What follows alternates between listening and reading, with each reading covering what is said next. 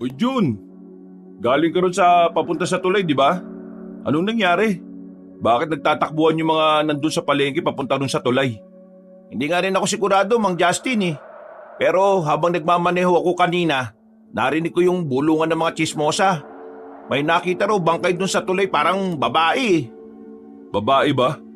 Baka yun na yung nawawalang babae na magdadalawang linggo nang hinahanap ng mga pulis. Narinig ko pa minsan yung usapan nila Officer Dumilik tungkol dun eh. Halos hindi na raw makatulog yung pamilya nun. Nakakaawa naman kung siya nga yung bangkay. Palagay ko nga ho, may mga pumunta kasi na taga-kabilang baryo. Nag-iiyakan nung nakita ko sila eh. Hindi ko na lang hinintuan dahil may pasero ako kanina sa palengke. Eh bakit hindi nyo kaya tingnan?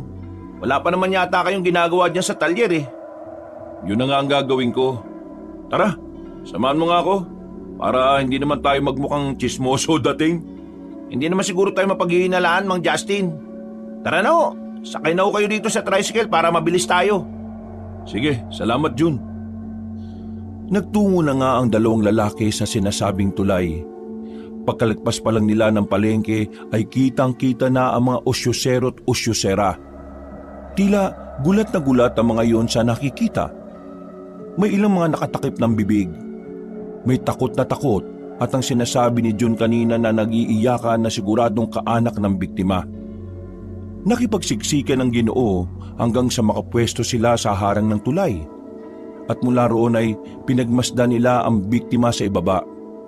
Eksakto din na magkasunod na dumating ang kilalang bagitong pulis sa baryo na si Officer Dumilig. Kasunod ng pulis patrol ang isa pang sasakyan na siyang paglalagyan ng bangkay ng biktima. Nang makita yun ni Mang Justin at June ay napatakip din sila ng bibig. Bukod kasi sa may amoy na ay hindi talaga kaaya-aya ang sinapit ng kaawa-awang biktima. Grabe ho, Mang Justin eh, no? Muntik na akong masok sa nakita ko. Ang lala. Kaya nga eh, kawawa yung sinapit nung kung sino ang biktima na yan. Kaya pala grabe yung pakiyak ng mga kaanak eh, no? Normal na tao pa ba yung gagawa niyan?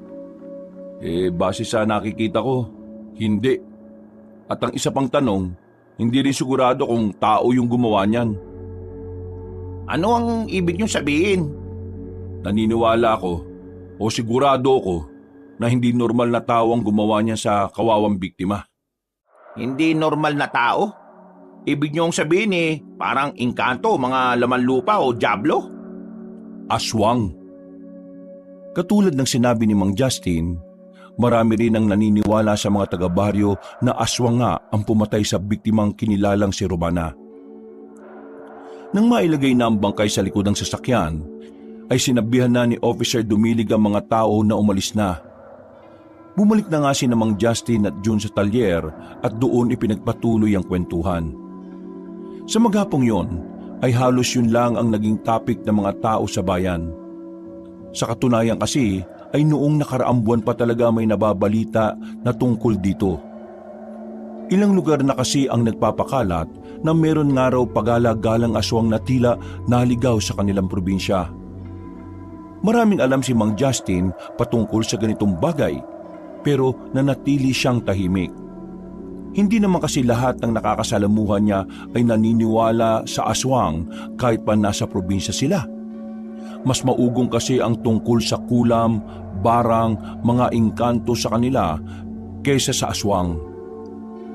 At kahit nga sarili niyang anak ay hindi rin ganon nakukumbinsi. Pero sa kabilang banda, dahil sa tila napapadalas na ang ganong balita, ay nag-alala na rin ang Ginoo kay Selena.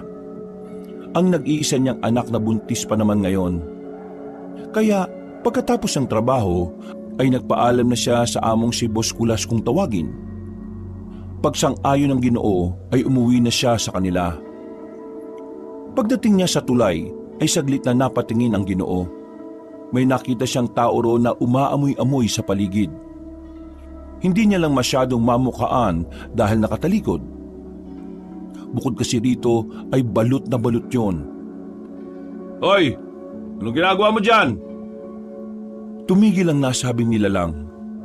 Tumindig yun pero hindi siya umarap kay Mang Justin. Pagkalaon ay nakarinig siya ng mahinang pag-angil galing mismo sa sinitan niyang tao. Nakaamoy din siya ng kakaiba. At dahil dito ay meron siyang naalala. Noon kasing kabataan ni Mang Justin ay may kasaan din siya sa mga amoy-amoy. Dahil ang lolo hustisyo niya ay manunugis ng aswang.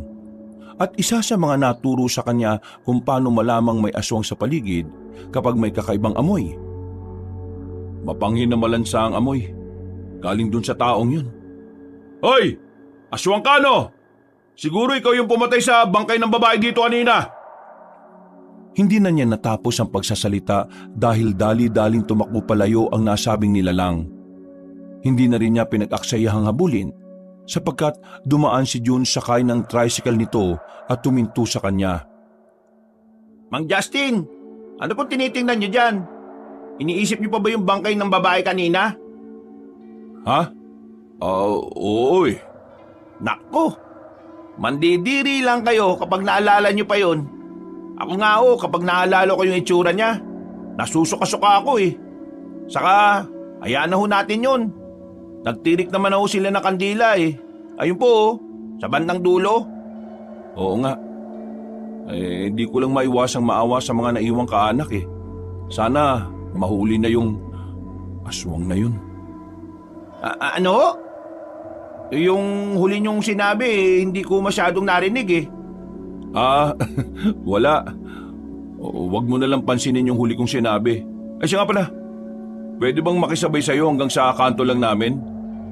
Sige walang problema. Sumakay na nga kaagad ang Ginoo at nang paalis na sila ay napalingon pa rin siya sa ibaba ng tulay. Patuloy pa rin na tumatakbo sa isip niya ang tungkol sa nilalang na nakita kanina. Sigurado akong yun yung aswang na yun eh. Pero kapareho ng amoy ng mga kilala kong aswang sa amin. Wag lang talaga silang magkakamali na gumawa ng kabalbalan dito sa baryo dahil ilalantad ko sila. Pag-uwi ng bahay ay nakita ni Mang Gusting. Naabutan niya ang buntis na anak na nakaupo sa tabi ng pintuan habang nagmimeryenda ng paborito nitong kamote. Ba't diyan ka nakatambay? Hapon na. Sinabi ko naman sa'yo na kapag ganitong oras pumasok ka na sa loob ng bahay. Nagpapangin lang, Tay. Medyo mainit sa loob eh. May electric fan naman Mas magandang malasap yung sariwang hangin. Ay, siya nga po pala. Natagalan ka yata ngayon, Tay. Hindi ka rin umuwi kaninang tanghali. Nanangalian na ba kayo? Nakikain na ako sa talyer. May 2 traktora pa kasi kaming inaayos kaya medyo natagalan kami. Hindi na nagpauwi si Boss Kulas para mabilis kaming makabalik sa pagtatrabaho dahil minamadali na ng may-ari yung sasakyan nila. Kailangan na rin sa taniman eh. Teka, nasaan ang mga anak mo? Tulog ba? Hindi po. Tawagin mo nga ate to. May dala akong paborito nilang tinapay. Kap-kap! Anog-anog! Nandito na ang lolo timba ninyo at may dalang pasalubong. Magsilabas na kayo dyan, dali! Paglabas ng nagagwapuhang mga bata ay masaya ang mga iyon na yumakap at nagmano sa kanilang lolo. Kita rin ang tuwa sa Ginoo na parang natanggal ang kanyang pagod. Kahit may kakulitan ng mga apo niya, ay mahal na mahal niya ang mga iyon at handang ipagtanggol kahit kanino. Kunin na ninyo yung paborito niyong tinapay, dali! Oops, teka lang. Bukod dito sa tinapay, kung sino ang magtitimpla sa akin ng kape, ay bibigyan ko ng sorpresa sa Sabado. Sabay na nagtaas ng kamay ang 2 batang lalaki. Nagpresenta talaga sila para magkaroon ng gantimpala sa sahod ng pinakamamahal nilang lolo. At nang tila nag-aaway na sila, ay umawat na ang Ginoo para hindi na magkasakitan pa. Sige na. 2 na kayo magtimpla. Timplahan nyo kami ng nanay nyo para pareho ko kayong bigyan ng sorpresa sa Sabado. Kagad nagtakbuhan pabalik sa loob ng bahay ang kambal para nga magtimpla na ng kape. Tuwang-tuwa lang silang pinagmamasdan ng Ginoo habang kumakamot ng ulo. Si tatay masyadong ini-spoil ang kambal. Mamaya palagi nang humingi ng pera yan sa akin sorpresa yung mga yan. Alam niyo naman po na wala akong may bibigay di ako magbibigay. Ito naman oh. Hayaan mo na lang ako sa kaligayahan ko, nak.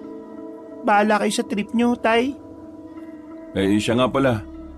Kailan pala uwi nung asawa mong si Gomez Parang magdadalawang linggo na siya sa kabilang bayan Ngayong linggo daw, uuwi siya. Di ba nga, maulan doon nung nakaraan kaya hindi na siya nagbiyahe pa uwi. Ganun ba? Akala ko nag-away na naman kayo Kaya hindi na naman umuwi. Ikaw nga Selena huwag mong palaging pinagdidiskitahan ng asawa mo. Hindi ka na naman naglilih Kaya huwag mo nang awayan ng awayan yung tao. Pagod yun sa linggo-linggong pagtatrabaho kaya naman huwag mo na siyang masyadong asahan sa gawaing bahay. Hindi ko naman kailangan ng tulong kapag nandito. Ay nako, Tay. Huwag yun na ipagtanggol yung mokong na yon.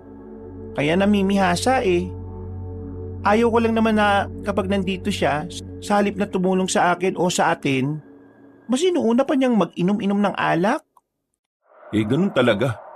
Yun na lang ang pinakapahinga niya Kung gusto niya magpahinga, matulog siya maghapon at baka matuwa pa ako. Palibhasa, nakakatagay ka rin, Tay Kayo talagang mga lalaki. Oh, nagsiga ka na pala? Bakit hindi mo pa sinunog yung mga tira-tirang piraso ng gulong sa likod? Aba, sabay change topic Sabi ko naman kasi sa iyo na palagi kang magsusunog ng goma tuwing hapon. Ang baho kasi, Tay Nakakasuka kaya yung amoy, kung alam mo lang. Selena, ilang beses na kitang sinasabihan. Buntis ka kaya kailangan magsunog ka ng goma sa hapon para hindi umahalimuyak ang amoy ng sanggol dyan sa tiyan mo. Ayaw ng mga masasamang elemento ang ganyang amoy, lalo na yung mga aswang. Galit yun sa sunog na gulong. Aswang na naman. Sino na naman kayang ituturo nyo, Tay? Si Manang Mira? Aling Amiling? O si Mang Dudoy? Baka madamay din dyan yung manghihilot na si Kaamor, Ano? Kaamor? Sabi ko naman sa'yo na huwag kang magpapahilot sa mangkukulam na yun, di ba? Ikaw talagang tigas-tigas ng ulo mo. Yan na naman kayo, Tay Huwag mo kong tawa-tawanan dyan, Selena Alam mo ba yung nangyari kanina dun sa bayan? Nakita na yung babaeng nawawala. Romana ang pangalan nun. At hindi mo magugustuhan kung nakita mo. Kung gaano nakakasuka yung sinapit niya. Nakita ko yung aswang doon mismo sa ilalim ng tulay habang pauwi ako rito. Hindi ko na lang nahabol dahil dumating na si June at isinabay na rin ako rito sa pag-uwi. Sino naman po kina Manang Mira, Aling Amiling o Mang Dudoy ang aswang? Hindi ko nakita Yun na nga ba sinasabi ko Hindi naman pala kayo sigurado, Tay, kung sino po kina Manang Mira, Aling Amiling o Mang Dudoy ang aswang. Tigil-tigilan mo nga yung pagbabanggit ng mga pangalan ng mga yon. Hindi mo alam na naririnig ka ng mga yan kahit gaano pa sila kalayo sa atin. Kaya walang mawawala sa'yo kung maniniwala ka sa sinasabi ko. Aswang ang tatlong yon at ang manghihilot mo naman ay mangkukulam. Itanim mo yan sa utak mo. Hindi na nakabuelta pa si Selena dahil dumating na ang kambal, dala ang kape. Napangiti si Man Justin.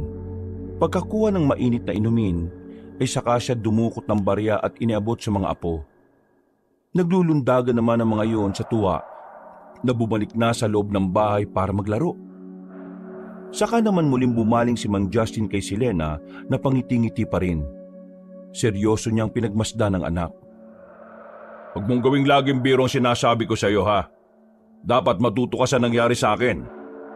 Nakikita mo tong malaking marka sa leeg ko? Hindi ba ilang beses ko nang sinasabi na bakas to ng pakikipagsagupa ko noon sa aswang? Ako, Tay, ilang beses mo na talagang naikwento. Hindi ko naman nakakalimutan yun Yun naman pala si Lene.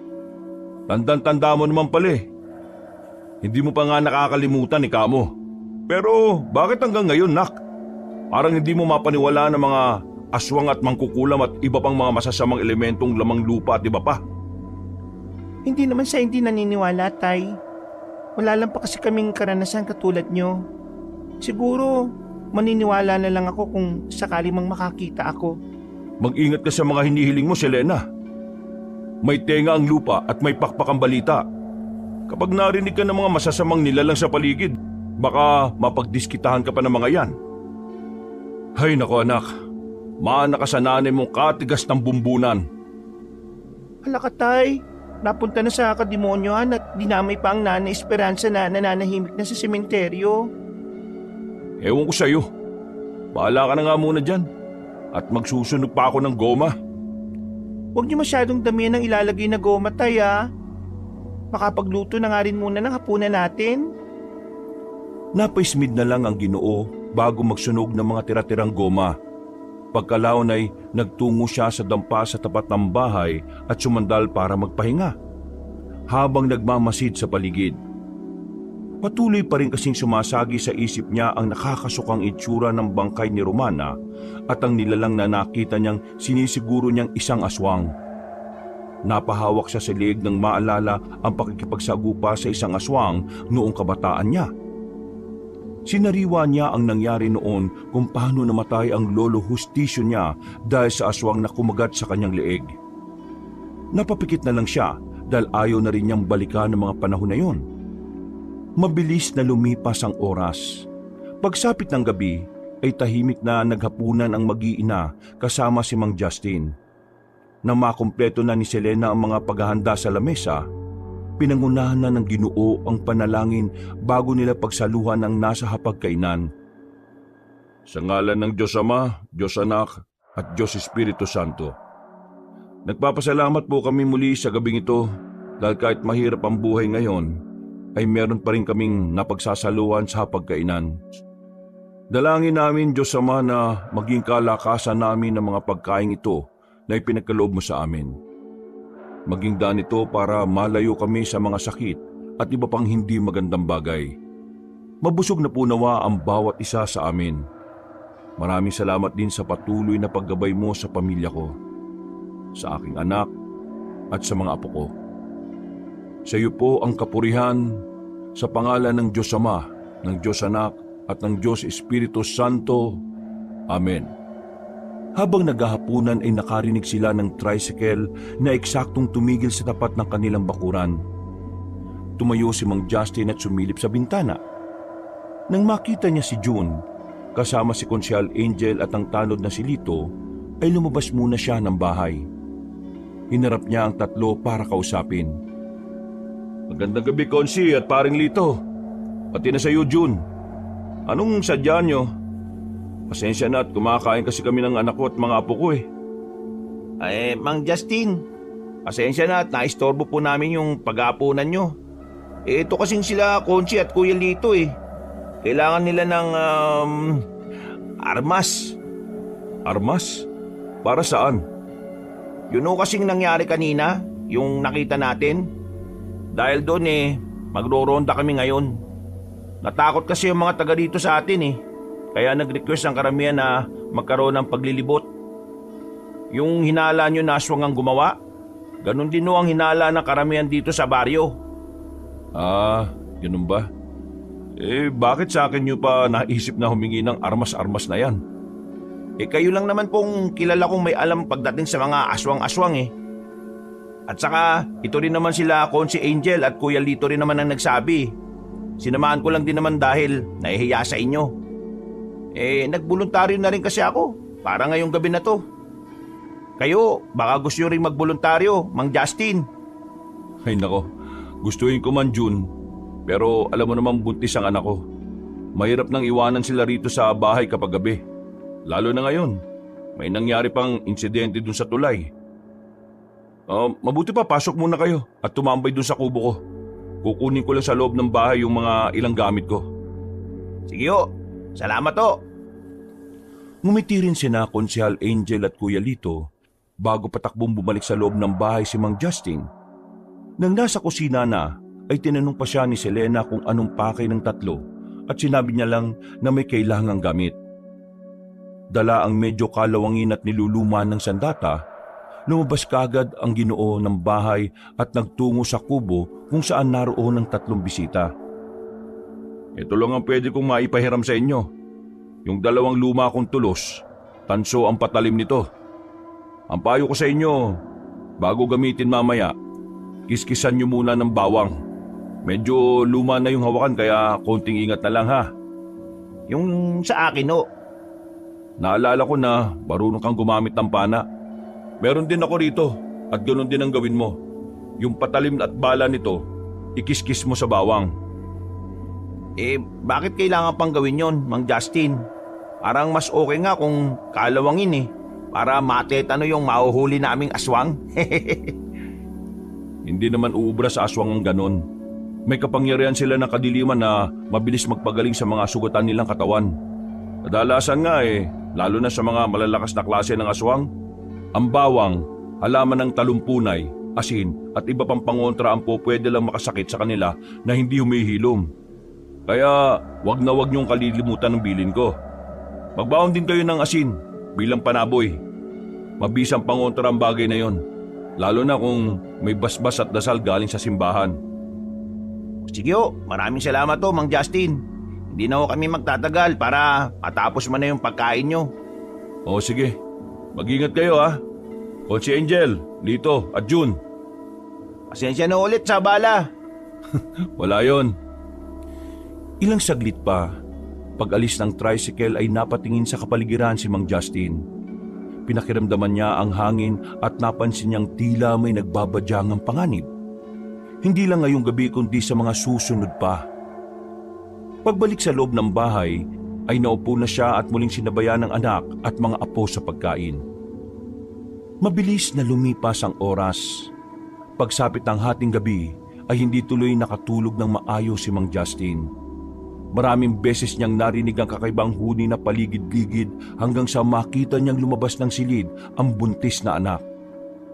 Oh, bakit gising ka pa? Iinom lang sana ako ng tubig. Kaya lang, parang hindi mapakalitong tiyan ko, tay. Malamang, natatakot ang anak mo. Nararamdaman niyang may umaali-aligid dito malapit sa atin. Iyon ba yung maingay na ibon na naririnig ko kanina? Sigurado akong hindi yung basta ibon lang, anak. Aswang na naman ba, tay? Oo. Kitang-kita ng Ginoo kung paano umismit si Selena bago magpunta ng kusina para uminom ng tubig at umihi. Sumunod naman si Mang Justin na lumabas mula sa pinto ng likod bahay. Ang naiwan na siga kaninang hapon ay muli niyang niliyaban ng tira-tirang goma na umaalingaso na naman sa gitna ng hating gabi. Pagbalik niya sa loob ng bahay ay napapailing na lang ang buntis habang nakatingin sa kanya at nakatakip ng ilong. Mas mabuti na nakakasiguro, anak. Sige na, matulog ka na. Nandito lang naman ako sa sala. Ganda ng trip nyo, tay. Kapag may nagreklamo sa inyong kapitbuhay bukas, ay nako. Hindi na sumagot ang Ginoo. Bumalik na lang siya sa mahabang kahoy na sofa at nahiga sa kanatulog ng mahimbing. Kinabukasan at sa mga sumunod na araw, ramdam pa rin ang takot ng mga taga-baryo dahil sa nangyari. Subalit makalipas ang isang linggo, ay tila nakalimutan na rin kagad ang tungkol sa bagay na yon. Pero hindi pa rin nagpakampante si Mang Justin dahil alam niyang nagpapahiyang lang ang mga alagad ng kadiliman. Biyernes ng hapon, katatapos niya lang magtrabaho sa talyer. Pauwi na siya na galing din sa palengke nang muling mapadaan sa tulay. At sa hindi inaasahang pagkakataon, muli na naman niyang nakita ang misteryosang tao na nakita nung nakaraan. Hindi na kaagad nag-aksaya ng pagkakataon ng Ginoo. Iniwan niya saglit ang pinamili at bumaba sa tulay. Hoy! Ikaw na naman! Nakita na kita rito nung nakaraang linggo Pagkatapos makita yung bangkay ni Romana, aswang ka no? Hindi tumugon ang nasabing nilalang. Nanatili lang itong nakatalikod pero naririnig ni Mang Justin ang mahinang pag-angil. Humahalimuyak din ang kakaibang amoy ng aswang. Nasabi ko na nga aswang ka Marap ka! Sino ka ba ha? Dudoy? Amiling? O Mira? Bakit ayaw mong... anak ng tokwa! Tumakbo na naman! Hinabol niya ang nasabing nilalang hanggang sa makarating sila sa mataas na talahiban. Huminto siya sa bukana at sinipat-sipat ang aswang habang napapakamot ng ulo. Malaman lamang ko lang kung sino kang hinayupak kang aswang ka. Manda ka sa akin. Subukan mo lang biktima ng mga taga rito. Hahanapin talaga kita. Nang patalikod na siya, mula sa hindi kalayuan ay nakita niya ang tila malaking ibon na lumipad palayo.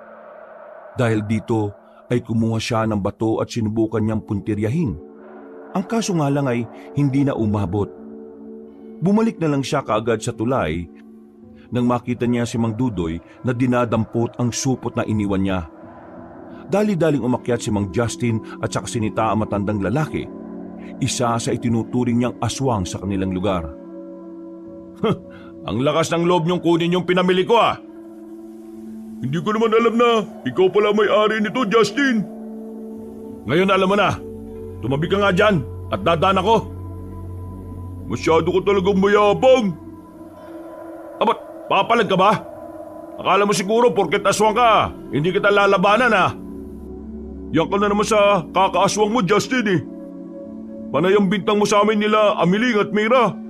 Wala ka naman basyan. Kung yung mga taga rito naloloko nyo, ako hindi, Dudoy. Alam ko ang amoy ng mga katulad ninyo. Teka, siguro ikaw yung kaninang hinabol ko, no? Anong pinagsasasabi mo? Baliw ka na talaga eh. Kaya ka na pagkakamalang siraulo eh. Ay naku, maiwan na nga kita dyan. Malaman lamang ko lang talaga na may ginagawa kayong kalokohan. Hindi ko kayo sasantuin kahit magtulong-tulong pa kayo mga aswang kayo. Kaya mag-iingat ka. Huwag ako ang bantayan mo ng bantaya, Justin. Ikaw ang mag-ingat. Mayabang ka eh. Anong sinabi mong hayop ka? Oh, ano? Saan ka pupunta?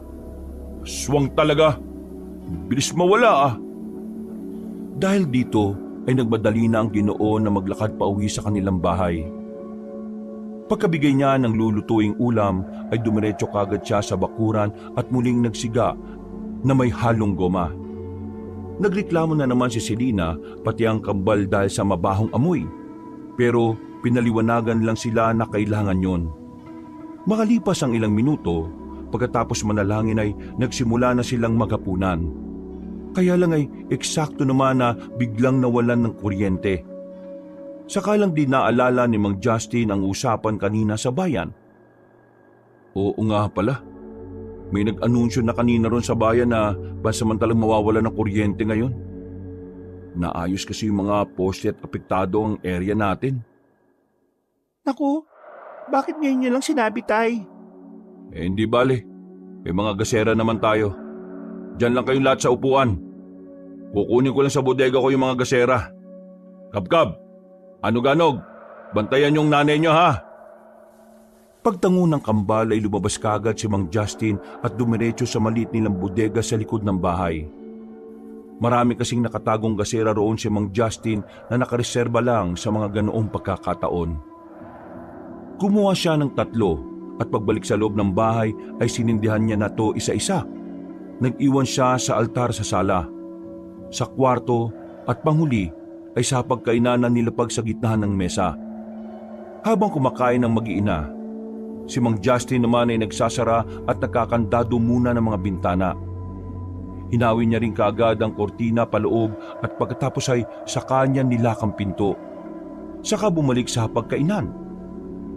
Buti na lang, lagi tayong may nakareserbang gasera, Tay. Noon pa natin gasera yan. Ngayon na lang natin ulit nagamit. Buti nga't may gas pa eh. Sa tuwing makikita ko nga yan naalala ko nanay mo. Bakit naman, Tay? Banyos kasi ang tawag dyan ng nanay mo noon. Banyos? Ay sus, hindi alam. Parang hindi lumaki sa gaserang taong to ha. Palagi mo nga binabanyusan ng nanay mo noon eh. Hindi ko na talaga maalala, Tay eh. Yan yung tawag sa gaas na laman ng gasera. Pinapahid niyan sa tiyan at sa likod. Yung banyos natin noon laging dinadala ng nanay mo sa may simbahan dun sa bayan para lang ipabasbas. Talaga po? Ngayon ko lang nalaman yun ah. Bakit nga ba kailangan pang ipabasbas yan? Para maging epektibo talaga kapag ipinahid sa mga nararamdaman sa katawan. Kapag nananakit ang likod mo, pwede mong ipahid-pahid yan. Naku, Tay. Hindi pwede dahil baka makasama pa yan sa anak ko. At saka, baka maging aswang pa ako. Di ba yung mga manananggal ganyan ang ginagawa? Nagpapahit sila tapos nahahati na yung katawan. Baka mamaya pagpahit ko niyan, mahati yung katawan ko. Mahuli pa bigla yung baby na nasa tiyan ko ngayon. Puro ka rin talaga kalokohan eh, no? Bakit hindi mo na lang subukan dahil mas mainam yan na pangontra sa aswang? Ay naku tay, sa doktor mo yan sabihin baka pagalitan pa ako dahil masama ang amoy ng gas sa sanggol. Sus, ang mga tao talaga ngayon, no? Bira nang maniwala sa mga hindi pangkaraniwan. Ganun talaga tay eh. Nagbabago siyempre ang henerasyon natin. Hindi naman palaging mabuhay lang tayo sa mga kasabihan, kuro-kuro, saka mga kwentong barbero. Hindi naman kwentong barbero ang mga aswang. Kung naniniwala ka sa mga anghel o demonyo, abay, dapat naniniwala ka rin sa mga aswang at sa iba pang mga kababalaghan dito sa mundo. Sige na nga, magtuloy na tayong kumain para makatulog na maaga. Ang balita kanina magtatagal ang pagkawala ng kuryente. Mukhang bukas pa nila itutuloy ang pag-ayos dyan dahil takot ang mga tao rito sa baryo natin. Bakit na naman po? Dahil sa mga aswang-aswang na yon? Ay naku, mga tao talaga kung ano-ano mga pinapaniwalaan. Wala namang masama kung maniniwala sa mga ganoong bagay. Lalo na rito sa probinsya natin, anak. Kaya mabagal ang pag-unlad sa mga probinsya eh. Masyado kasing maraming pamahiin ng mga tao. Hindi na umimik si Mang Justin. Nagpatuloy na lang siya sa pagkain dahil alam niyang kapag nagtuloy ang usapan ay dadaanin na naman siya ni Selena sa kapilosopuhan. Mabilis na lumipas ang oras. Pagkatapos ng hapunan at pagliligpit ay nag-asikaso na nga matulog ang lahat. Nang nasa kwarto na ang mag-iina, tahimik lang na nakaupo si Mang Justin sa mahabang sofang kahoy na siyang tulugan na rin niya. Taimtim siyang nanalangin dahil parang kakaiba rin ang dating ng gabing ito sa kanya. Masyado kasing tahimik ang paligid na parang kahit ang mga kuliglig sa labas ng bahay ay nakikiayon sa kawalan ng kuryente. Panginoon, ang dalangin ko lang po sa gabing ito ay patnubayan po ninyo ang aking sambahayan. Gawin mo akong handa sa anumang gawa ng kaaway at huwag mo namang paintulutan na mapahamak ang aking anak at mga apo, lalo nang nasa sinapupunan ni Selena. Kayo na po ang bahala sa lahat. Ipinapaubaya ko na po sa inyo ang aming kaligtasan. Sa ngalan ng Diyos Ama, ng Diyos Anak, at ng Diyos Espiritu Santo. Amen. Pagkatapos manalangin ng taimtim, ay nahiga na si Mang Justin. Pero hindi pa rin siya madalaw-dalaw ng antok. Para pa rin siyang nabibingi sa katahimikan ng gabi. Alam kasi ng Ginoo na sa ganoong pagkakataon ay tiyak na nakaabang ang mga masasamang alagad ng kadiliman. Ang mga ito ay paligid-ligid lang at nag-aabang ng bibiktimahin. 10:00 pa lang, subalit tila napakalalim na ng gabi dahil sa kadilimang taglay ng kapaligiran. Mabuti na lamang ay maliwanag ang buwan at walang mga ulap na tumatakip sa mga bituin. Nanatiling gising si Mang Justin at dahil tila hindi rin mapakali, kaya binuksan niya lang ng bahagya ang maliit na bintana upang makita kung sakaling may aaligid na kung sino at magtatangkang salakayin ng buntis niyang anak. Hindi naman siya nagtatamang hinala, pero malakas talaga ang kutob niya dahil na rin sa mga karanasan noon. At para mapawi na rin ng ligalik sa sarili, saglit siyang nagsindi at humitit ng ginawa niyang tabako habang nakatunghay sa bintana. Maya-maya pa ay nakarinig na nga siya ng mga yabag mula sa kwarto. Kasunod ng paglabas ni Selena. Ano ba yan, tay? Kahit tuloy ako, nagigising ako sa amoy ng tabako niyo eh. Pasensya na at hindi ako makatulog eh. Papatayin ko na to. Sinabihan ko na kayong huwag nang hitit ng tabako. Hindi kayo palaging malakas, tay ah. Oo na, sige na. Oo yan pinatay ko na. Bumalik ka na rin sa kwarto. Hindi na natapos ng Ginoo ang pagsasalita dahil mula sa hindi kalayuan ay nakarinig na sila ng tunog ng tricycle. Palakas yun ng palakas dahilan para mapadungaw ang Ginoo sa bintana. Kung saan nakita niya ang tricycle ni June. June, Rumoronda ka? Uy, Mang Justin! Minto ka muna kaya. Ay, oo, sige po. Dali-daling lumabas ng bahay si Mang Justin. Naiwan namang napapaismit si Selena bago bumalik sa silid nila ng mga anak. Sa tapat ng bakuran sila nag-usap hanggang sa mapansin ng Ginoo na tila ninenervyos ang mukha ng binatang maskulado. Parang tensyonado ka. Anong meron at saan ka galing, June? Papunta ho sana ako dun sa bayan sa plaza. Kasi susunduin ko yung pinsan ko saka yung asawa niyang buntis na kailangan dalhin sa ospital. Manganganak na ho eh. Bakit dito ka pa dumaan sa amin banda? Iikot ka pa tuloy niyan. Mapapalayo ka pa. May nakita ko kasi ako ron na malaking ibon. Parang paniki. Hindi ko alam kung ibon ba talaga yun o ano eh. Aswang. Yun na nga ho. Nakasampa siya sa malaking puno ng kapok doon sa paliko. Kapag papunta ng plaza. Magdedire-diretso sana ako kaso lumipat papunta sa akin eh. Akala ko nga lulusubin ako eh. Kaya nagmadali ako. Nagdire-diretso na ako dito. Di na nga sana kita hihintuan, Mang Justin eh.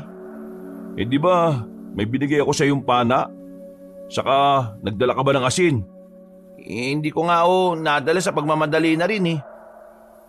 Pumasok ka muna rito, tara. Kukuha ako ng pangontra.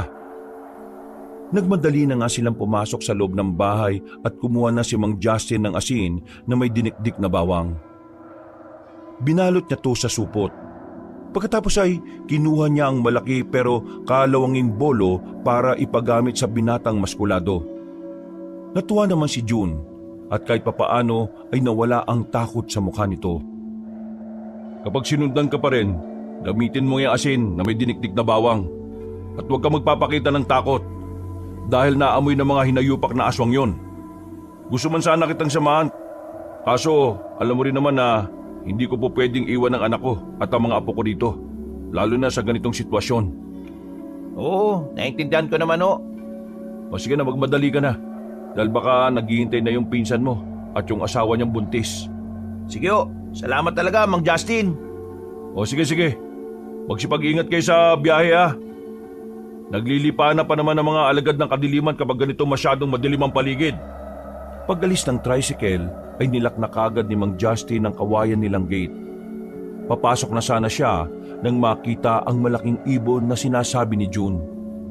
Tila susunod sana yon sa matipunong binata pero gumawa kagad ang paraan ng Ginoo. Napansin niya kasing hindi yun ordinaryong ibon kundi isang aswang na layog. Hoy! Hinayupak ang aswang ka! Subukan mong sumunod kay June! Malilintikan ka sa akin! Dumampot ng batong lalaki at patatamaan sana ang aswang pero bumalik na yon. Umikot-ikot pa nga muna bago nagpagaspas ng pakpak at tumingin sa kanya na parang nagagalit. Matapang ka? Sige, subukan mo sumugod sa akin para malaman mo kung sino kinakalaban mong hayop kang aswang ka. Umangil-angil lang yon hanggang sa lumipad na palayo at di sumunod kay June. Nakahinga naman ng maluwag si Mang Justin na bago pumasok sa loob ng bahay ay nagsunog ulit ng ilang piraso ng goma. Habang nakahiga ay patuloy pa rin siya na nakikiramdam sa tahimik na kapaligiran. Sa isip ng Ginoo ay hindi siya maaaring magpakampante sapagkat sinasamantala ng mga alagad ng kadiliman ang mga ganitong pagkakataon na walang kuryente. Maya-maya ay nakatulog na si Mang Justin pero napanaginipan na naman tuloy niya ang insidenteng nangyari kung bakit siya nakagat ng aswang sa leeg at ang pagkamatay ng lolo hustisyo niya. Napabalikwa siya ng bangon dahil parang damang-daman niya ang pagkagat ng aswang. Napahawak na lang siya sa liig at napabuntong hininga hanggang sa hindi na bumalik sa pagtulog. Pagsapit ng umaga, dahil abala si Selena kaya pinakiusapan niya ang ama na isama muna sa bayan sina Kabkab at Anog-Anog. Mababait naman ang kambal kaya pumayag ang Ginoo.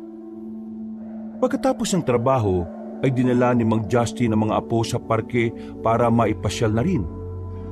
Tuwang-tuwa ang dalawa hanggang sa biglang dumating na naman si Mang Dudoy. Inabutan ng Ginoo ng masasarap na candy ang kambal na hindi naman tumanggi. Nang makita yun ni Mang Justin ay dali-dali siyang lumapit at kinuha ang nasabing candy. Hindi kailangan niya ng mga apo ko, lalo na't galing sa'yo. Huwag ka naman ganyan, Justin. Nagkakawang gawa lang eh. Hindi ko kailangan ng kawang gawa mo. Sige na, umalis ka na rito. Parang palagi mo na lang ako pinagtatabuyan ha. Hindi ka na nakakatuwa, Justin ha. Mag-ingat-ingat ka sa mga inaasal mo dahil baka hindi lang yan bumalik sa'yo. Alalahanin mong may anak kang buntis at baka matulad siya sa nangyari sa asawa ng pinsan ni June. Bakit? Nagbabanta ka bang hayop ka? Pinag-iingat lang kita.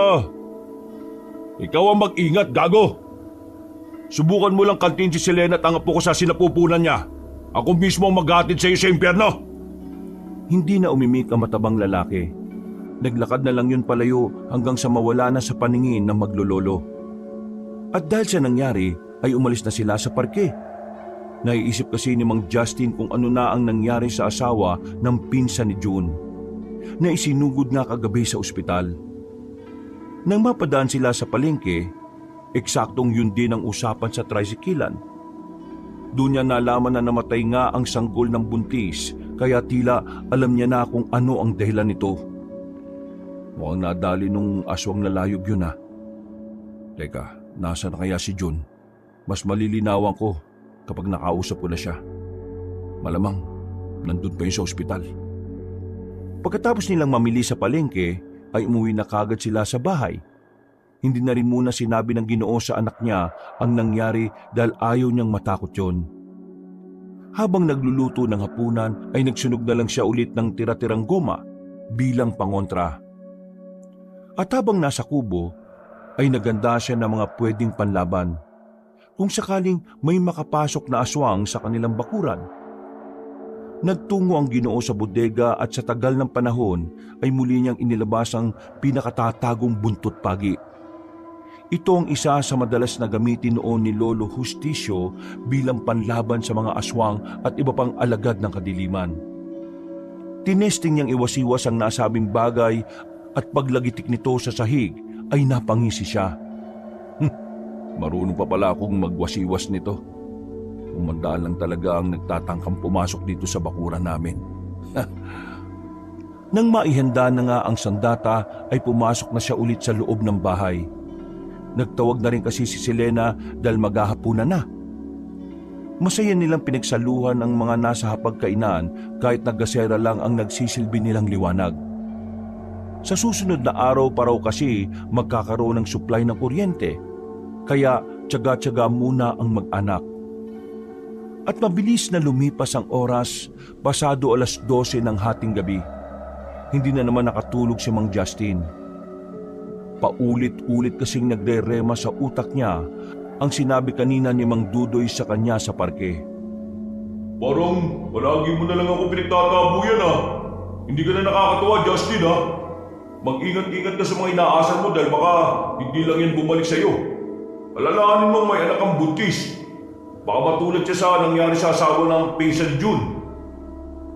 Nagbabanta ka bang hayop ka? Pinag-iingat lang kita. Siraulong hayop na yun. Ang lakas ng loob niya magbanta ah. Tay, Ano yan anak? Papunta na ako dyan sa kwarto nyo. Ano nangyayari ha? Bakit ka nagsisigaw? hindi ko po alam, Tay. Ang tiyan ko sumasakit. Si baby parang takot na takot. Eksaktong pagkakasabi noon ng buntis ay nakarinig sila ng nakakakilabot na alulong ng aso mula sa hindi kalayuan. Sinundan niyo ng kakaibang huni ng kung anong ibon. Dahil dito ay tila mas lalong naglilikot ang sanggol sa sinapupunan ni Selena. Mas lalo yung napadaing sa kanyang ama, kaya inihanda na nga ng Ginoo ang mga sandata niya. Dito lang kayo sa kwarto. Kunin mo tong asin at yung pulang kumot. Itabi mo sa inyo ng mga anak mo. Ikandado mo yung pinto ng kwarto ha. Sige po, pero saan kayo pupunta? Sa labas. May puputulan lang ako ng pakpak. Nagmadali na kaagad ng Ginoo at kinandado ang pinto ng silid. Paglabas niya ng bahay, tangan ng sulo, buntot pagi na nakasukbit sa gilid at ang asin na may dinikdik na bawang, nagmasid-masid siya kaagad sa paligid. Muling umalingaw-ngaw ang alulong ng aso sa hindi kalayuan na muli ring sinundan ng huni ng kung anong klaseng ibon. Ayop na mga aswang to ah. Talagang nagkakalat na sila rito sa baryo ah. Nag-ikot si Mang Justin sa bakuran habang nagwiwisik ng asin. Pagkatapos ay muli siyang nagsunog ng goma. Nang umalingasaw na yon ay nagtambay siya sa kubo para magmasid-masid.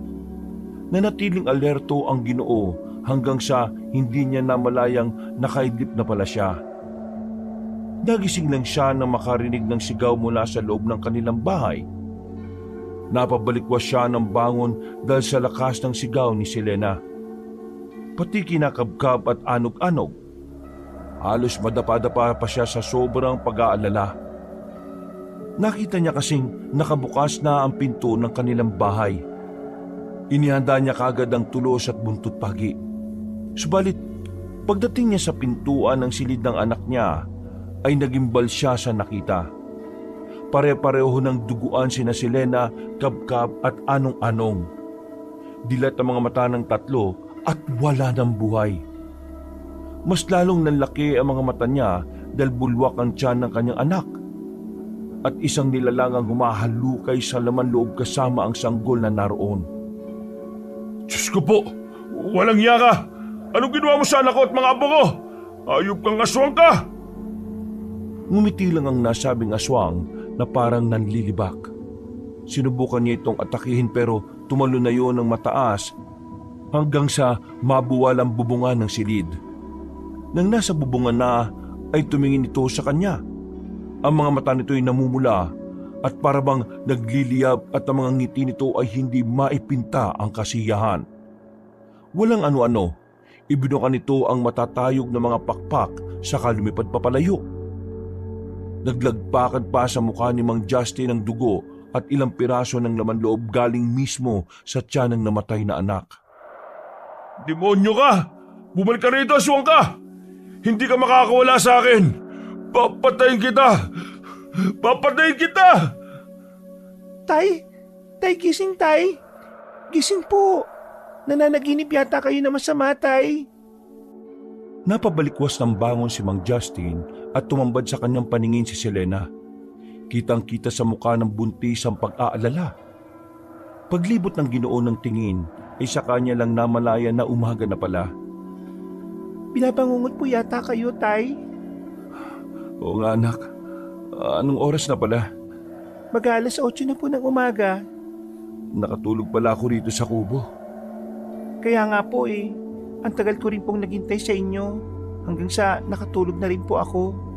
Kalalabas-labas ko lang din po. Pumasok na po kayo sa loob. Nagluto na ako ng sinangag sa katuyo. Nagpakulo na rin po ako ng sinangag na bigas para ipangkapi nyo. Napabuntong hiningan na lang ang Ginoo bago pumasok sa loob ng bahay. Nang makita niyang okay ang kanyang anak at mga apo, ay nakahinga siya na maluwag. Salamat po Panginoon dahil masamang panaginip lang pala yun. Salamat sa pag-iingat sa pamilya ko.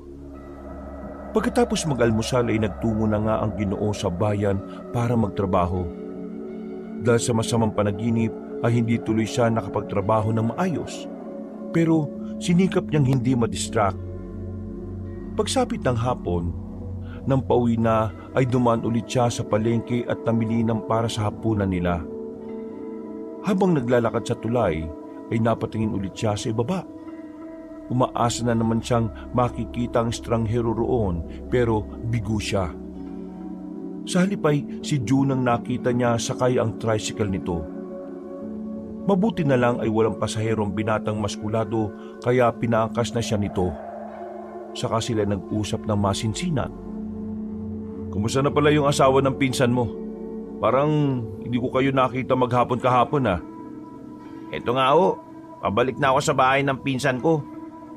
Nakakalungkot Mang Justin. Pero namatay ang bata Nakakalungkot nga yan. Ano ba nangyari? Ang sabi ng pinsan ko, nung inire na yung bata Tuyong-tuyo raw na parang wala ng dugo. Sabi ng midwife, posibleng sa tiyan pa lang daw patay na talaga yung bata. Nakakapagtaka lang kasi nung nakaraang ilang araw, bago manganak yung asawa ng pinsan ko, ipinakita niya pa sa amin kung paano umuumbok-umbok yung tiyan niya. Ibig sabihin, nagalaw at buhay ang bata. Kaya parang imposible na rin yung sinasabi ng midwife sa ospital Hindi kaya inaswang ang asawa ng pinsan mo? Di ba may nakita ka nung malaking ibon? Nakita ko rin yung pag-alis mo Parang susunod nga sa'yo. Pero tinaboy ko lang. Yun nga rin pong hinala ng ibang kapitbahay nila roon. Baka yung aswang na nag-aasik noon sa mga kalapit baryo natin nandito na sa atin. Yun nga ang kinatatakot ko Buntis pa naman din si Selena. Kagabi nga, sumasakit-sakit ang tiyan niya kasi parang natatakot daw yung sanggol. Kaya nagbantay ako sa kubo namin. Meron na talagang paali-aligid na aswang sa atin noon pa. Ayaw ko lang ipagsabi-sabi dahil hindi ko pa rin naman napatunayan sa mga taga sa atin Sino po ba yung pinag-iinalaan nyo? Si Dudoy, Amiling at saka si Manang Mira. Huwag mo na lang munang ipagsasabi sa iba Sige po, pero paano nyo naman nasabi na sila yung mga aswang? Mahirap may paliwanag Siguro, saka na kapag meron na akong ebidensya laban sa mga yon. Hanggat maaari umiwas-iwas ka na sa kanila. Sige po, salamat po Mang Justin. Dahil sa kabilang kanto na dadaan ng maskuladong binata, kaya bumaba na si Mang Justin at naglakad na lang. Habang pauwi sa kanila, ay nagmumuni-muni siya. Hanggang sa mauwi siya sa kaisipang baka matulad ang anak niya sa asawa ng pinsan ni June. Nagmamadaling tumakbo ang Ginoo at pagdating sa tapat ng bahay ay nakita niyang isa sa pinaghihinalaang aswang na si Manang Mira. Dali-dali siyang lumapit at nakipagtitigan dito. Hanggang sa nauna yung kumurap sa kanya. Bakit nandito ka, Manang Mira? Manghihingi lang sana ako sa anak mo ng bunga ng santol dyan sa likod niya. Ipang sasangkap ko lang sa ulam namin ngayong gabi. Wala naman kaming puno ng santol Ay, wala ba? Huwag mo kong pinaglololoko, Manang Mira Dahil alam kong pakay mo rito. Hindi porke matanda ka hindi kita sasantuhin. Alam ko kung anong klase ng nilalang ka. Eto naman, nagkamali lang ako Akala ko kasi merong santol. Huwag mo kong gaguhin. Humahalimuyak na ba ang sanggol sa tiyan ng anak ko? Kaya hindi ka nakakatis at nagpunta ka pa rito talaga sa amin? Nakikita kong parang naglalaway ka na Alam ko ang mga karakas ng katulad mo, Manang Mira. Kaya ngayon pa lang, binabalaan na kita. Huwag ang anak ko. Dahil hindi mo magugustuhan ang gagawin ko. Kapag nalaman kong ikaw yung aswang na umaali-aligid dito kagabi Napawi ang ngiti sa mukha ng matandang babae. Tumitig ito sa kanya pero sa pagkakataong yun ay mas matalim na at tila may kung anong dalang mabigat na kapangyarihan. Hindi naman nagpatinag si Mang Justin. Nakipagtitigan talaga siya hanggang sa ang matandang babae na lang ang umiwas ng tingin. Umalis na lang si Manang Mira at pinagmasdan na lang siya hanggang sa mawala na ng tuluyan. Napaismid ang Ginoo. Bago pumasok sa loob ng bahay at kaagad ikinandado ang kawayan nilang gate. Nagsunog din kaagad siya ng tira-tirang gulong na kaagad umalingasaw sa paligid. Nagreklamo na naman tuloy si Selena maging ang mga bata. Ala siguro ng mga aswang na to, aatrasan ko sila. Kahit magtulong-tulong pa silang tatlo, hindi ako natatakot sa kanila. Mga ulul! Nang nasa loob na ng bahay si Mang Justin ay pinayuhan niya kaagad si Selena. Sinabi niya na naroon nga kanina si Manang Mira na tila nagmamatsyag. Doon din napagtanto ng buntis na kaya pala parang sumasakit ang tiyan niya at natatakot ang sanggol. Dahilan na rin para hindi sila lumabas ng bahay. Naniniwala ka na ngayon sa akin na aswang ang taong yon? Hindi ko alam, Tay. Basta simula ngayon, wag na wag kayong makikipag-usap sa kahit na sino. Nababalitaan mo naman yung kumakalat ngayon dito sa baryo, di ba? Bukod sa mga taga ritong aswang, may aswang pa na nagpapagala-gala. Opo, Tay. Naintindihan ko na po. Mabilis na naman ang pagsapit ng gabi at dahil hindi pa rin naayos sa mga poste kaya napakadilim pa rin ang kapaligiran sa buong baryo. Lalo na ngayon na walang buwan at mga bituin na tila nagdidilig ng liwanag sa kalangitan. Pagkatapos magapunan ay nagtambay na ulit si Mang Justin sa kubo at nagmasid-masid na naman sa paligid. Iba kasi ang pakiramdam niya sa gabing to. Lalo na at nakita niyang kanina si Manang Mira. Nakasisiguro siyang may masamang binabalak ang aswang na yon. Hindi nga nagkamali si Mang Justin dahil maya-maya lang nang mawala na ang amoy ng goma, nakarinig sila ng tila malakas na pagaspas. Lumabas siya ng kubo at tumanaw sa madilim na kalangitan. Dito niya nakita ang dalawang manananggal na lumilipad-lipad. At sa bandang kanan ay naaninag niya rin ng isa na namang layog. Nang magkita-kitang tatlo ay tila ba nag-angilan ng mga ito sa isa't isa. Alam na ni Mang Justin kung sino-sino ang mga ito, kaya galit siyang lumapit habang tila nag-aambahan sa himpapawid ang mga aswang. Hindi muna gumawa ng aksyon ng Ginoo, subalit inihanda niya na ang tulos.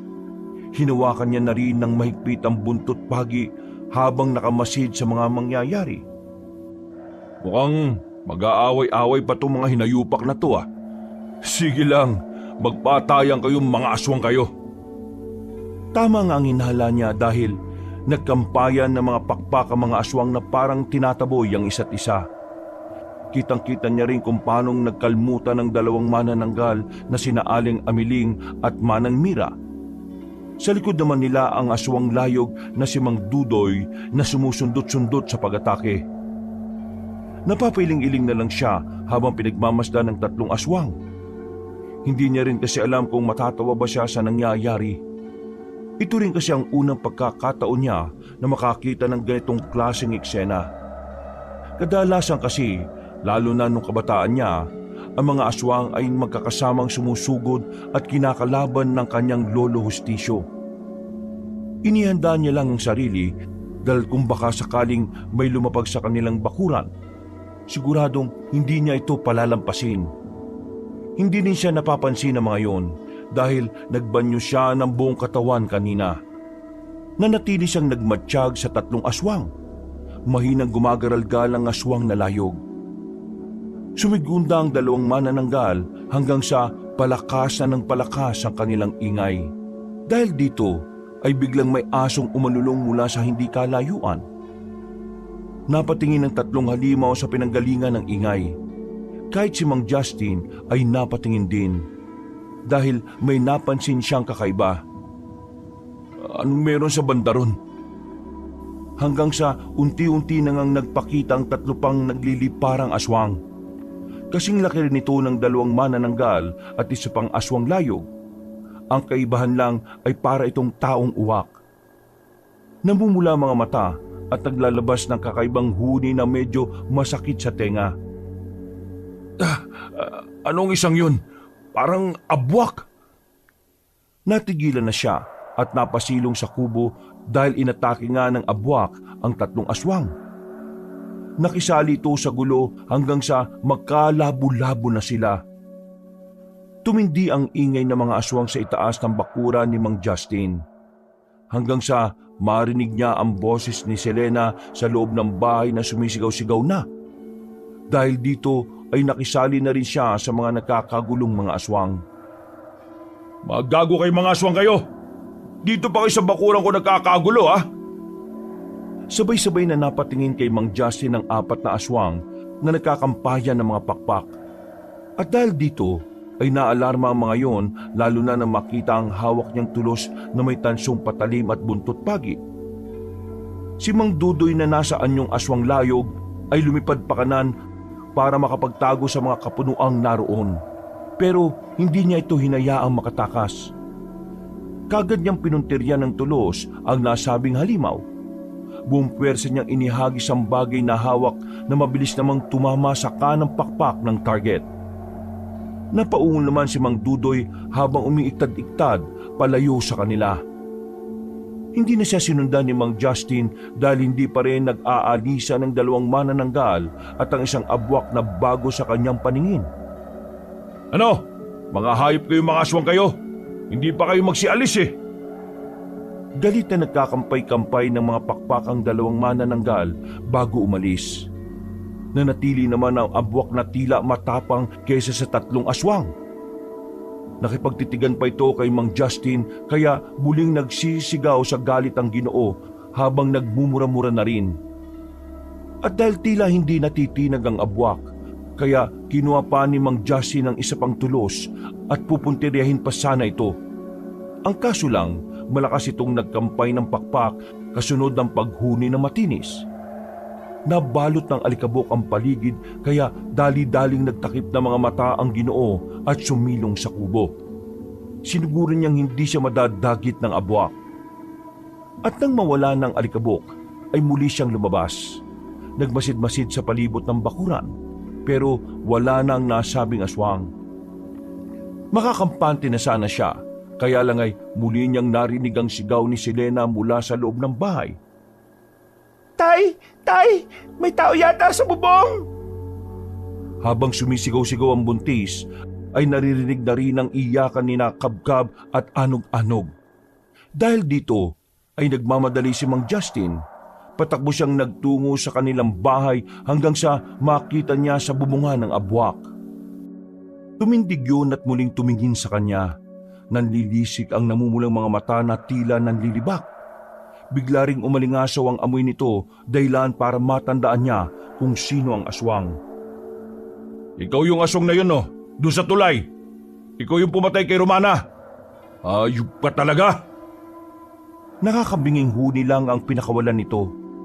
Habang ang tila nagbabaga mga matang mabalasik ay nananatiling nakatingin sa kanya.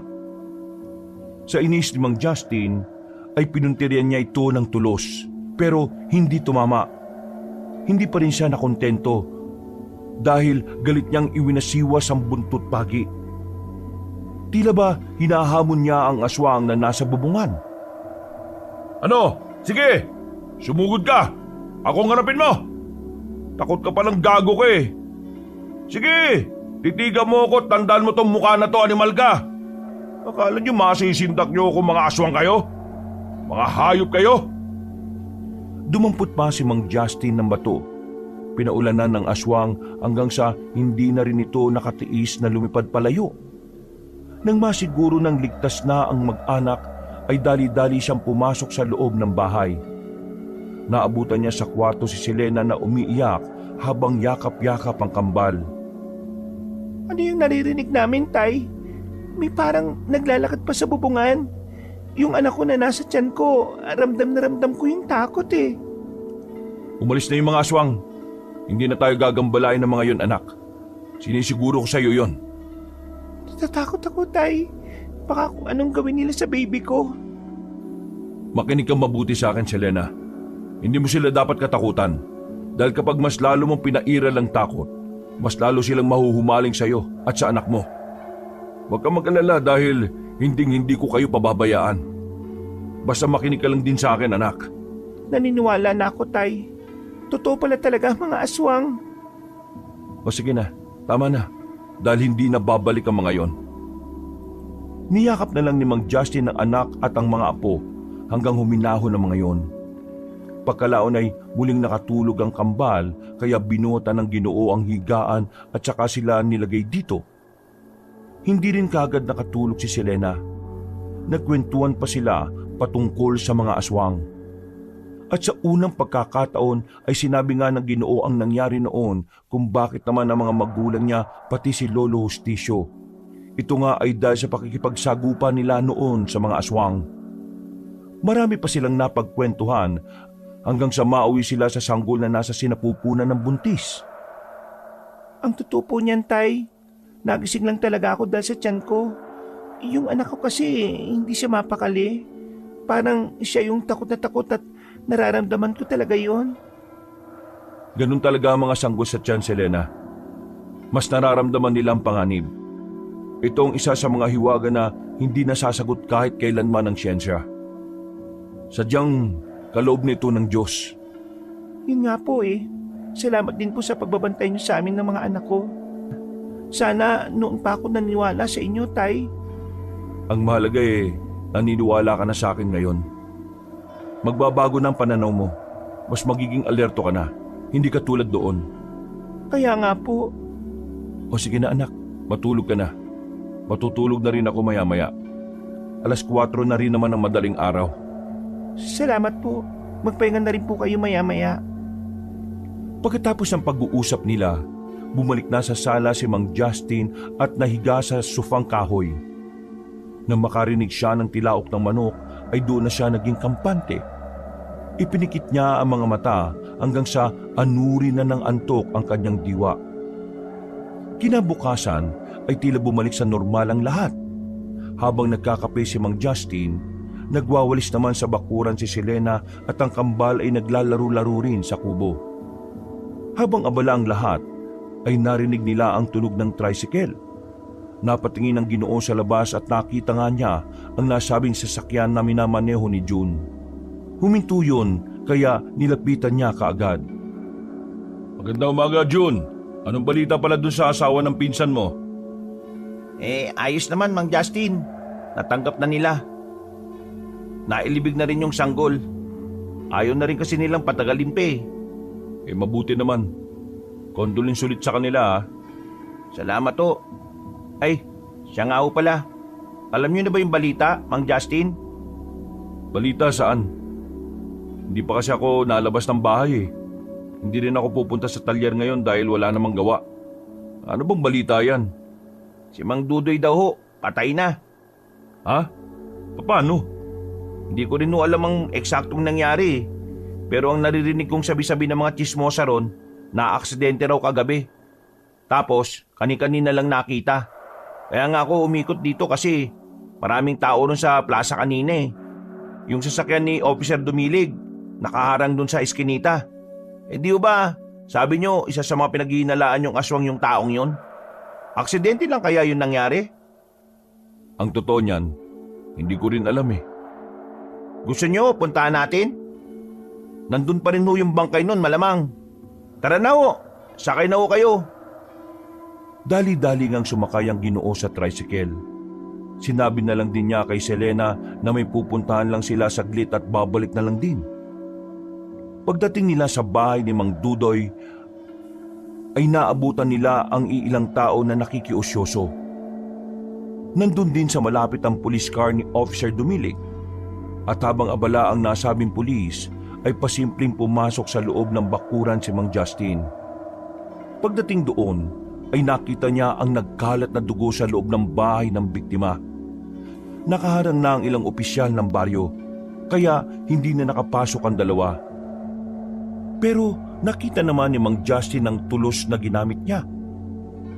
Dahilan para magkatinginan sila ni Konsehal Angel, Lito at June. Sila-sila lang kasi ang nakakaalam ng tungkol sa tulos.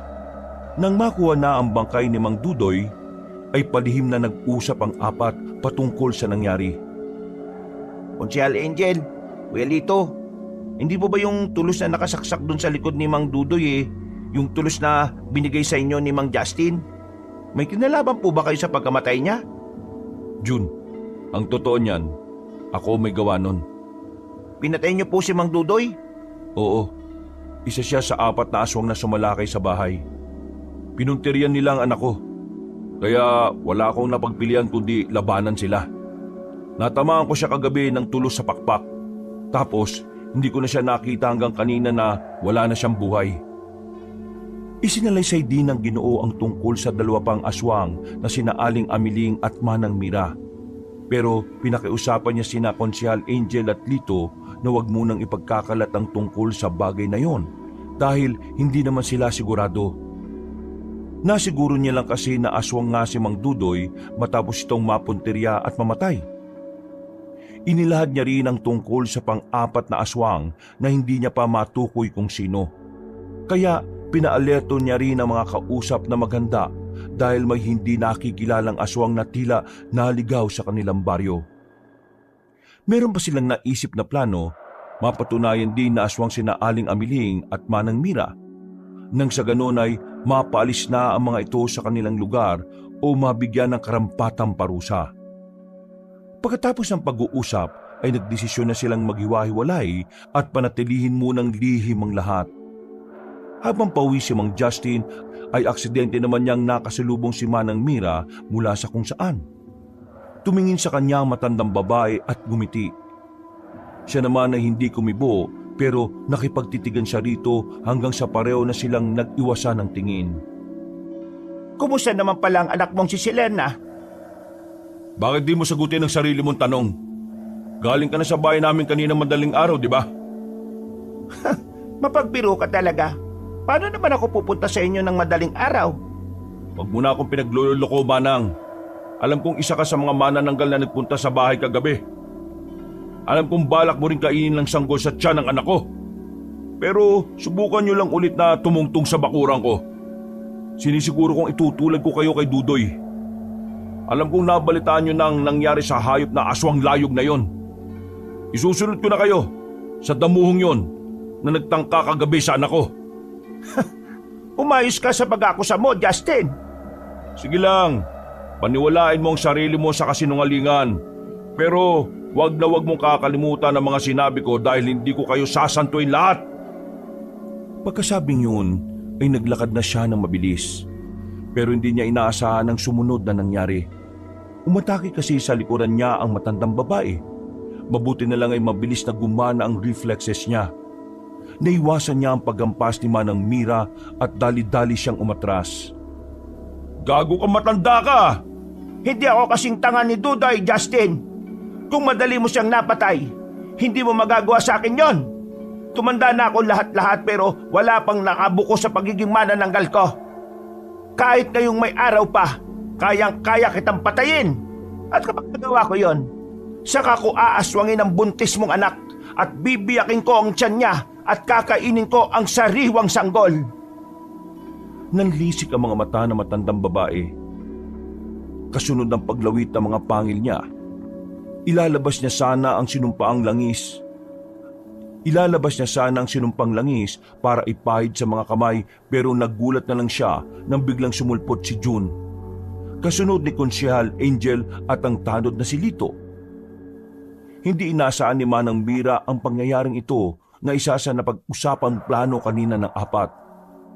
Anong ibig sabihin nito? Mananagot ka sa mga taga-baryo. Hindi! Wala akong dapat panagutan dahil wala akong ginagawang masama. Dinig na dinig namin ang mga sinabi mong matanda ka, uy! Tatapo na sana palayo si Manang Mira nang bigla siyang hagisan ni na Konsehal Angel at Lito ng lambat. Pagkatapos ay niyakap siya ng dalawa. Nagkakawag ang matandang aswang pero wala na siyang nagawa pa. Nahuli na siya. Makalipas ang ilang minuto, dinala nila ang matandang babae sa tanggapan ng baryo. Mabilis na kumalat ang balita patungkol sa pagiging aswang nito kaya dumagsa ang mga tao. Marami ang nagalit at gustong sakta ng aswang pero pinigil lang ng ilang opisyal. Bakit ako hinuli ninyo? Hindi ako mamamatay tao rito. Si Justin ang huliin at isumbong niyo sa pulis dahil siya ang pumatay kay Dudoy. Pakawalan niyo ako! Hindi umimik si na June, Konsehal Angel at Lito dahil totoo naman ang sinabi ni Manang Mira. Yun nga lang ay hindi na siya pinaniwalaan ng mga taga-baryo na galit na galit. Lalo na dahil sa nangyari nito lang sa pagmatay ng sanggol ng asawa ng pinsan ni June. Hindi na kontrol ang galit ng mga mamamayan kaya nalupog nila ang matandang babae na halos manlupaypay dahil sa dami ng natamo mula sa taong bayan. Nang humupa na ang tensyon, ay galit silang pinagmasdan ng nanghihinang ginang. Kapag nakawala ko rito, iisa-isay ko kayong lahat. Tandaan niyo yan! Hindi na niya natapos ang pagsasalita dahil biglang sumugod ang pinsan ni June na umiiyak. May dala yung panaksak at kitang-kita sa mukha ang galit. Hindi nila alam ang gagawin ng lalaki dahil sa bilis ng pangyayari. Nagawa nitong masaksak sa liig si Manang Mira ng 2 beses. Naawat lang siya pero huli na rin dahil unti-unti ring nalagutan ng hininga ang matandang babae. Dahil sa pangyayari ng araw na iyon, ay nakiusap sa mga taong naroon si Konsehal Angel na ilihim ang nangyari. Mabuti na lang din at walang ibang kaanak si Manang Mira sa baryo kaya madali nilang napagtakpan itong naganap. Pag-uwi ni Mang Justin sa kanilang bahay ay tila hapong-hapo siya. Napagod siya sa nangyari ng araw na yon, kaya napasandal siya sa gilid ng kubo. Nabalitaan ko po yung nangyari, Tay. Saan po ililibing yung bangkay ni Manang Mira? Susunugin mamayang hating gabi. Natatakot kasi ang mga taga rito na kapag inilibing baka bumangon at maghigante. Nakakaawa naman po siya. Hindi mo kailangang maawa sa mga aswang anak. Para silang mga lobo na nagpapanggap na isang tupa. Dapat lang din yung nangyari sa kanya. Naintindihan ko po. Pero nasa naman po ngayon si Aling Amiling? Hindi ba't isa rin siya sa mga sinasabi niyong aswang? Kasulukuyan pa rin siyang pinaghahanap ng mga tao. Pero ang huli kong narinig kanina, nakatakas na raw siya sa takot na baka magaya siya kay Manang Mira at Dudoy. Pero kahit saan pa siya magpunta, may tutugis at tutugis pa rin sa mga kagaya niya. Hindi sila matatahimik hanggat hindi sila mamamatay. Wala na pong 3 aswang dito sa baryo. Ibig sabihin po makakahinga na tayo na maluwag. Hindi na umimik ang Ginoo. Bigla kasing pumasok sa isipan niya ang abwak na hanggang ngayon ay hindi niya pa matukoy. Hindi na lang din niya muna sinabi sa anak ang tungkol dito dahil ayaw niyang matakot ulit ang buntis. Pagsapit ng hating gabi ay nagkatipon ng ilang tao sa dulo ng baryo. Doon nila sinimula ng pagsunog sa katawan ni Manang Mira. Puro kalalakihan lang ang pinapunta roon dahil para rin maiwasan ng iba pang kaguluhan. Si Dito na isang tanod ang nagsaboy ng gaas sa palibot ng matanda. Habang si Konsyal Angel naman ay nakaantabay lang. Siya kasi ang magsusunog sa nasabing bangkay. Nang matapos na ay lumapit si Mang Justin. Nakadalo rin siya dahil wala si Selena at ang mga anak nito. Sumama kasi ang mga yon kay Gomez sa kabilang bayan. Meron ka bang huling sasabihin, Manang Mira? Ang payo ko sa inyo, aminin nyo na ang ginawa nyong kasalanan sa mga taga-baryo. Baka sa ganung paraan sakaling mabawasan ang pagpaparusang gagawin sa inyo sa impyerno. Magkita na lang tayo sa impyerno! Kung magkikita man tayo sa impyerno, ihanda mo na ang sarili mo dahil paunti-unti kitang pahihirapan at papatayin sa lugar na yon. Mayabang ka! Pakaulan niyo ako rito at ipapakita ko sa inyong lahat ang galit ko. Mga walang hiya kayo! Mga walang hiya kayong lahat! Pag-atras ni Mang Justin, ay si Konsyal Angel naman ang lumapit dala ang sulo. Dali-dali niyang pinapoy ang mga kahoy sa ilalim ng matandang babae na sinubuyan kanina ng gaas. Nagliyab kagad yon kaya nagkakakawag ang matanda habang nagsusumigaw sa galit. Unti-unti siyang tinupok ng apoy hanggang sa marinig nila ang tila boses ng demonyo na galit na humihiyaw. At habang nakamasid ang lahat kay Manang Mira, walang ano-ano ay nakarinig sila ng mahinang pagaspas mula sa hindi kalayuan. Pagtingala ng mga kalalakihan, nakita nila ang manananggal na pabulusok sa kanila. Sa takot at pagkabigla ng karamihan ay nagtakbuhan sila palayo sa apoy. Hindi rin inaasahan ni Mang Justin, June, Konsyal Angel at Lito ang pangyayari, pero nanatili silang alerto kahit na papano. Manda kayo! Mga kasama! Si Amiling yan! Yan yung isa pang manananggal na sumugod sa bahay! Iandaan niyo mga sandatan niyo mga kasama! Ha? Takmang Teting, saan na nagpunta yung mga yon? Nagtago na kasi ang ibang kalalakihan at 4 na lang sila ang natira. Dahil dito ay dali-daling dinampot ni Mang Justin ng isang kahoy na nag-aapoy. Pero bago pa niya magawa yon ay ikinampay na ni Aling Amiling ang mga pakpak habang galit na umaangil. At nabuwal ang Ginoo. Dahil dito ay unti-unting naapula ang nag-aapoy na katawan ni Manang Mira.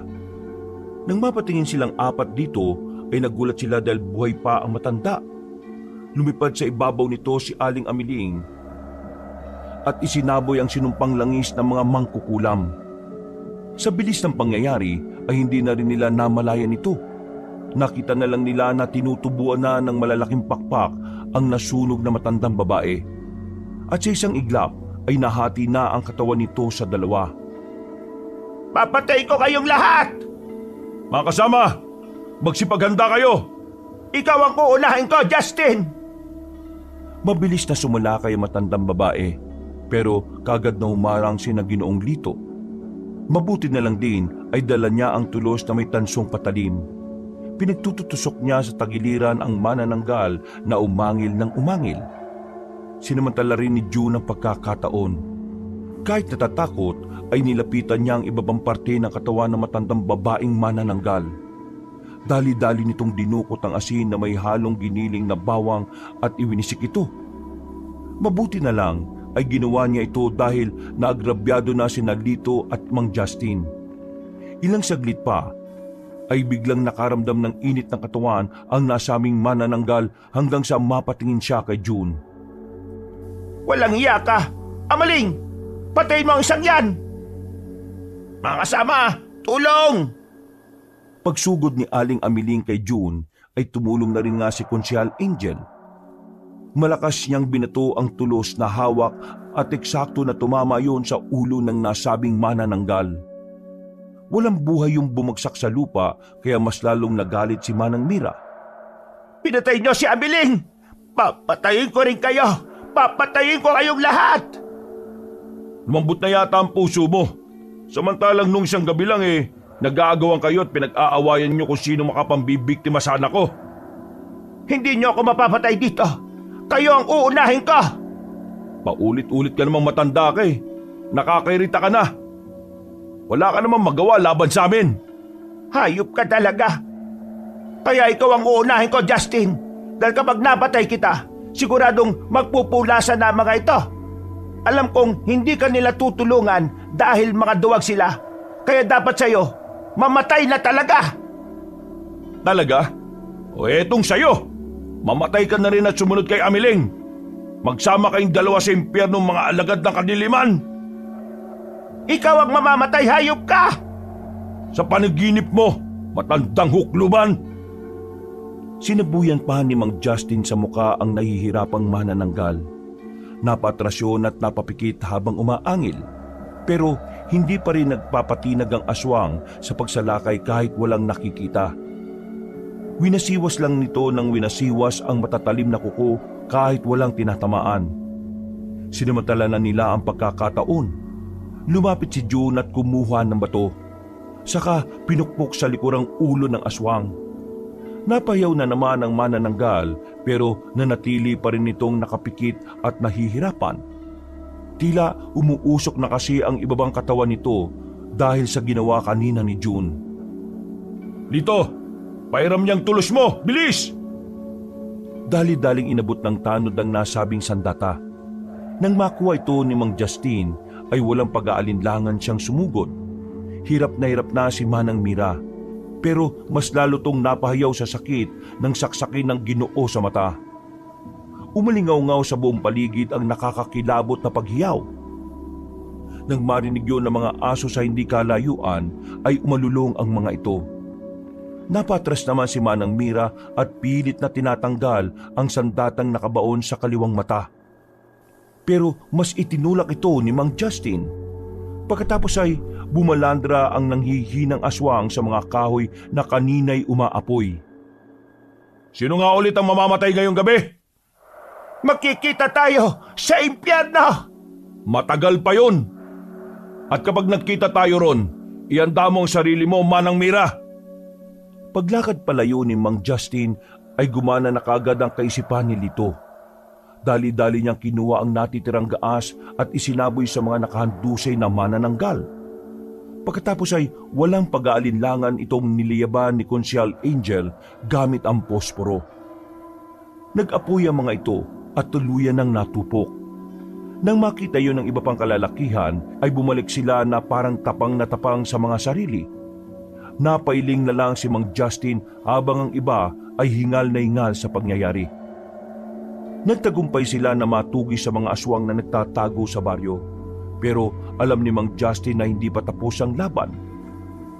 Makalipas ang ilang araw pagkatapos ng insidente, tila natahimik na ulit ang mga baryo. Kampante na sila pero tanging si Mang Justin na lang ang napapaisip patungkol sa abwak.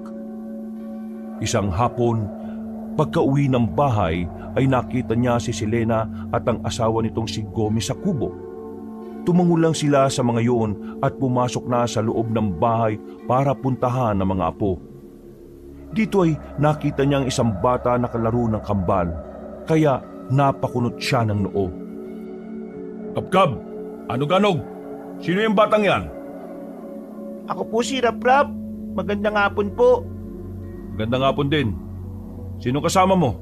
Paano ka napunta dito sa amin? Si Tay Gomez po ang nagsama sa akin dito. Nalilimos po ako sa bandang bayan eh. Sabi niya, sama raw po ako dito sa inyo. Ah, ganun ba? Wala ka bang mga magulang o kamag-anak? Patay na po silang lahat eh. Ako na lang po ang mag-isa sa buhay. Hindi na umimik ang Ginoo dahil nagulat din siya sa narinig.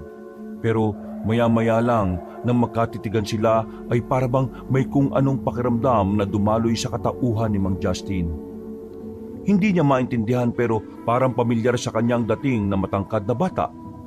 Tila nag-usap ang kanilang mga mata hanggang sa dumating na rin sina Selena at Gomez. Mas ipinakilala pa nga si Raprap pero parabang kinutuban na ang Ginoo. Yun nga lang, nang malaman niya ang masalimuot na buhay ng bata ay nahabag din siya at pinahintulutan na nga muna na manatili sa kanila. Mabilis na lumipas ang oras. Pagkatapos ng hapunan ay nagtungo si Mang Justin sa bodega para ayusin ang kanyang mga kagamitan. Hinayaan niya na ang pamilya ni Selena sa loob ng bahay. Napakatahimik ng kapaligiran. Para bang payapang-payapa pero lingid sa kanila ay may panganib na hatid ang katahimikang ito. Ilang saglit pa ay dumating roon si Raprap na parabang may kung anong hinahanap. O Raprap, bakit ka nandito? May hinahanap ka ba, ha? Wala naman po. Ang totoo po niyan eh. Kayo po talagang hinahanap ko, Mang Justin. Ha? Ako? Bakit mo naman ako hinahanap, ha? Gusto ko lang po kasing magpasalamat sa inyo. Nakapagpasalamat na rin po ako kay Tay Gomez pati kay Aling Selena. Walang anuman. Hindi mo naman kailangan magpasalamat sa amin eh. Natutuwa rin ako dahil dumating ka rito sa bahay kasi magkakaroon na ng bagong kalaro sina Kabkab at Anog-Anog. Na-excite na nga po ko eh. Lalo na sa sanggol ni Aling Selena. Salamat talaga sa pagpapatuloy niyo sa akin dito sa bahay niyo ha. Kasi dahil po doon, magagawa ko ng gusto ko ng buong puwersa at lakas. Ha? Anong ibig mo sabihin? Natigilan na si Mang Justin at nanlaki ang mga mata niyang pinagmasdan si Raprap. Ngumisi na makahulugan ng batang lalaki at doon nga tila napagtanto ng Ginoo ang lahat-lahat. Lalo na nang makita niyang unti-unti nang nagiging mabalasik ang tingin ng kausap. Kung ganon, ikaw yon? Ikaw yung taong hinabol ko na nasa tulay? Yung pumatay kay Romana? Ikaw yung abwak na sumalakay dito nung nakaraan? Ako nga. At salamat sa pagpapatuloy ng pamilya mo sa akin. Alam mo naman ang patakaran kapag na-welcome ako sa buong sambayan, di ba? Mamamatay kayong lahat. Pagdampot ni Mang Justin sa tulos ay inunahan na kagad siya ng abwak.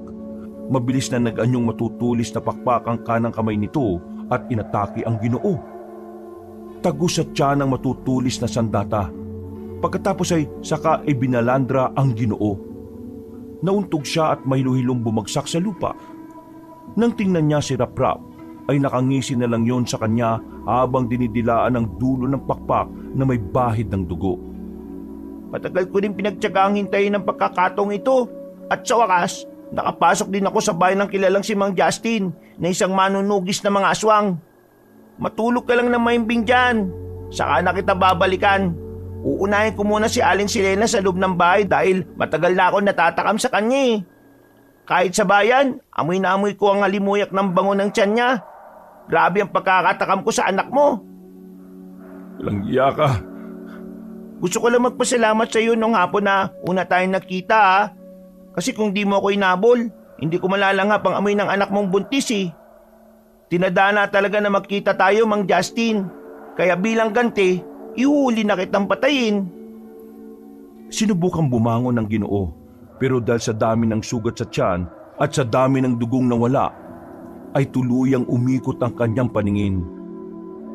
Pagkalaon ay unti-unti nang dumilim ang paligid.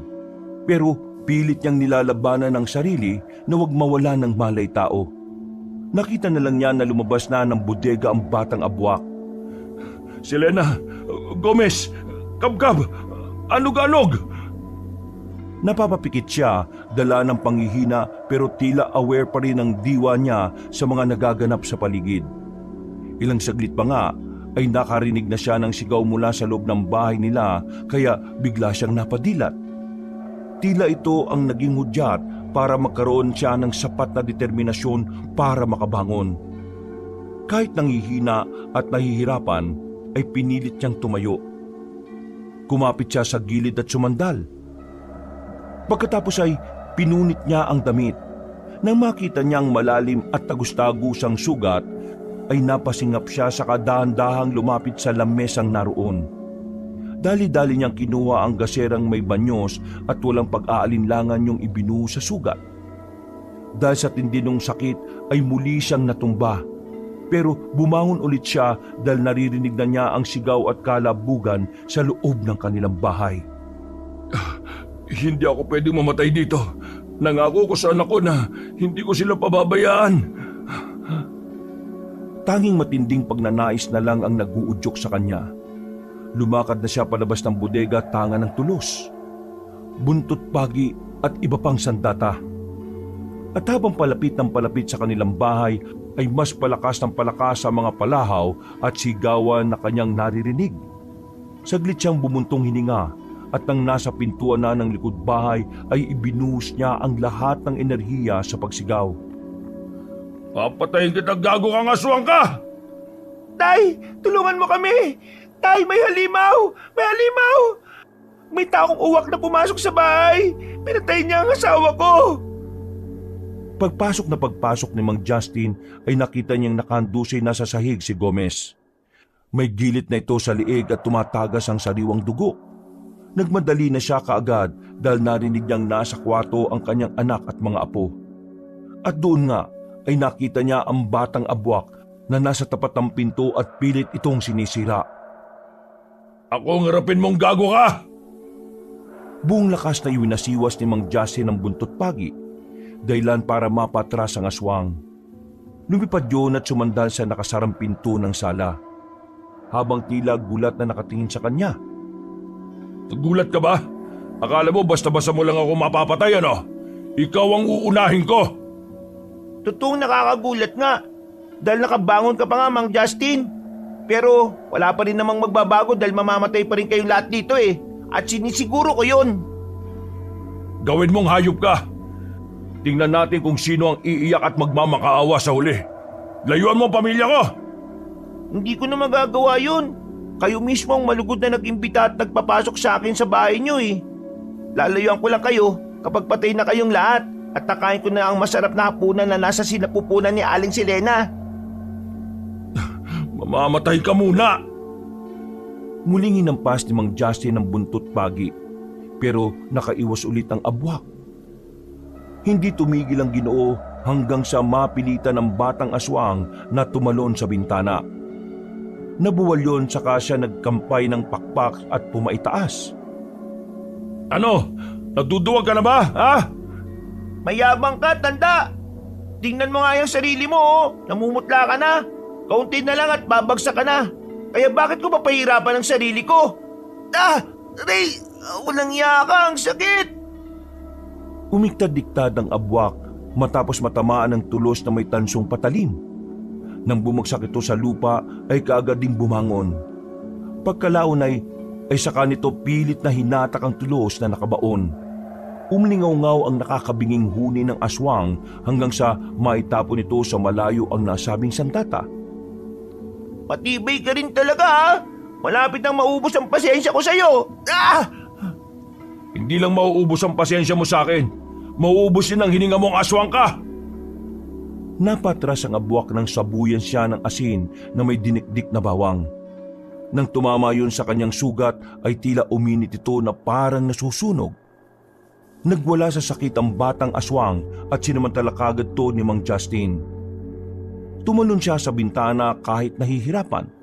Pagkatapos ay buong lakas niya ulit na winasiwas ang buntot pagi. Ilang beses niya itong ginawa at makailang beses ding umiwas-iwas ang kalaban. May pagkakataong matatamaan yon kaya umalingaw-ngaw ang nakakatakot na huni ng nasabing aswang. Hanggang sa tuluyan ng magalit ng husto ang abwak. Sa muling paggampas ni Mang Justin ng buntot pagi, nagulat siya dahil nahawakan to ng aswang. Umusok ang kamay ng abwak pero inindalang nito ang sakit kahit kitang-kita rin na nahihirapan ito. Ilang beses na ako nakatanggap ng hagupit ng buntot pagi. Ito pa ang naging dahilan ng pagkamatay ng pamilya ko. Kaya ipinapangako ko sa sarili ko, hindi ang sandatang to makakapatay sa akin. Hinigit ni Raprap ang buntot pagi kahit na tila nag-aapoy na ang kanyang mga kamay. At dahil sa wala na ring sapat na lakas si Mang Justin kaya hindi na niya nabawi ang sandata. Inikot-ikot ito ng batang aswang at pagkatapos ay hinagis sa malayong lugar. Nagulat na lang ang Ginoo habang nakahawak sa kanyang sugat at tumihingal. Dahil sa ginawa mo, naisip kong bigla na ikaw na lang ang unahin kong patayin kaysa kay Aling Selena at sa mga anak niya. Sayang, gusto ko pa naman sanang makita mo kung paano ko kinain ng mga laman loob nila eh. Lalo na yung sanggol. Natatakam talaga ako at hindi ko mapigil ang paglalaway kapag naiisip ko yun eh. Kaya hindi ko na patatagalin pa to. Ngayong gabi na to, mamamatay kang matanda ka. Nang sasalakay na si Raprap, ay natigilan din siya at napaatras dahil may tumalsik na mga asin papunta sa kanya. Umalingasaw din ang amoy ng bawang sa paligid kaya napaangil siya habang napapatakip ng ilong. Ilang saglit pa, nang mapatingin sila sa bintana ay nakita nila roon sina Kabkab at Anog-Anog. Sila ang nagsaboy ng asin sa abwak. Ang lakas ng loob nyo ha. Hindi bali. Mamamatay rin naman kayo pagkatapos ko dito sa pinakamamahal nyong lolo. Ako ang harapin mong aswang ka! Dahil sa bilis ng pangyayari ay hindi rin kagad nakapaganda si Raprap sa biglang pagsalakay ni Mang Justin. Dinampot pala nito ang isang 2x2 na nasa gilid ng kubo at saka buong lakas na hinampas sa muka ang batang aswang. Sapul na sapul ito sa muka. Halos umikot yun sa tindi ng natamo niya at tumalsik din siya na tumama pa sa puno bago bumagsak sa lupa. Habang nakahundusay pa ang aswang, ay binalingan ng Ginoo ang kanyang anak at mga apo. Nang makita niya si Selena na takot na nakadungaw sa bintana, ay pinilit niya ulit na tumayo. Natumba rin kasi siya ulit kanina matapos buong puwersang hampasin ng aswang. Umalis na kayo, Selena! Bilisan mo! Dalin mo yung gasera at mga asin! Tumakbo na kayo at tumingin ng tulong kay Consial Angel, Lito at June! Dali! Pero paano po kayo, Tay? Huwag yun na akong alalahanin. Bilisan nyo na, anak. Takbo na! Umalis na kayo kapag nanatili kayo rito eh. Baka mapatay pa tayong lahat. Tay! Bilis na! Bilisan mo na dalin mo na ang mga bata! Wala nang nagawa si Selena kundi sundin ang sinasabi ng kanyang tatay. Dali-dali silang tumakbo palabas ng bakuran. Tanga ng asin at gaserang nakasindi bilang liwanag sa dilim. Eksakto naman nang mawala na sila sa paningin ni Mang Justin ay dito na nakabawi ng lakas ang abwak. Galitong tumayo at tinarap ang Ginoo. Pero bigla rin itong tumingin at suminghap-singhap sa hangin. Unti-unti nang nawawala ang malimuyak na amoy ng sanggol. Ako ang harapin mo, abwak. Hindi kung saan-saan nakabaling ang atensyon mo. Baka gusto mong maulit yung nangyari sa'yo kanina. Manimik ka! Nawawala na yung amoy ng sanggol ni Aling Selena. Tumataka sila. Ako ang harapin mo. Uunahin mo akong patayin, di ba? Gawin mo sinasabi mo kung meron kang isang salitang aswang ka.